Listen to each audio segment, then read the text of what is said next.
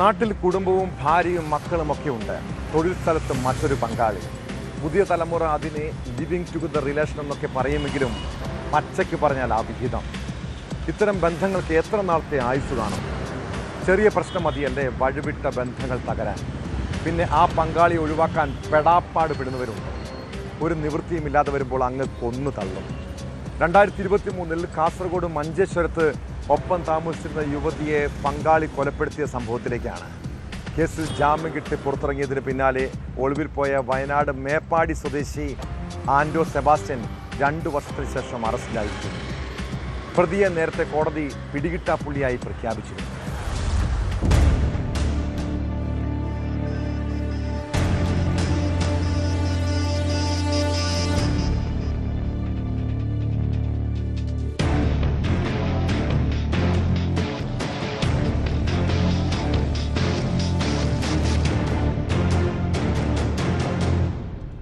മഞ്ചേശ്വരം താലൂക്കിലെ ഷേണി മത്താറയിലാണ് സിനിമാ കഥകളെ പോലും വെല്ലുന്ന സംഭവം നടന്നത്. എസ്റ്റേറ്റിലെ ഒരു ജീവനക്കാരൻ ഒപ്പം താമസിക്കുന്ന സ്ത്രീയെ കാണാനില്ല എന്ന് പറഞ്ഞ് കൂടെ ജോലി ചെയ്യുന്നവരെ വിശ്വസിപ്പിക്കുന്നു. പിണങ്ങിപ്പോയത് എന്നാണ് ഇയാൾ പറഞ്ഞത്.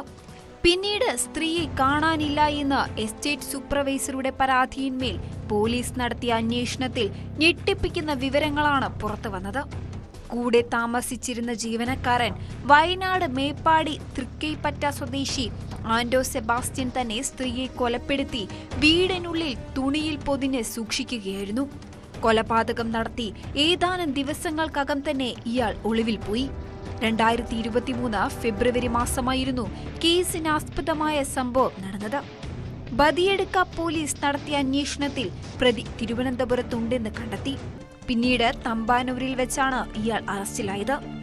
ഏതാനും മാസങ്ങൾ കഴിഞ്ഞ് ജാമ്യത്തിലിറങ്ങിയ പ്രതി പിന്നീട് ഒളിവിൽ പോവുകയും കോടതി പിടികിട്ടാപ്പുള്ളിയായി പ്രഖ്യാപിക്കുകയും ചെയ്യുകയായിരുന്നു.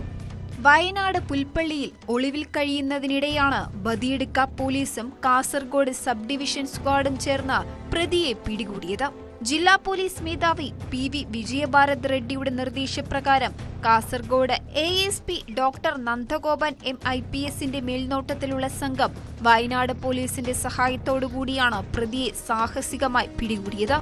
കോടതിയിൽ ഹാജരാക്കിയ പ്രതിയെ റിമാൻഡ് ചെയ്തു.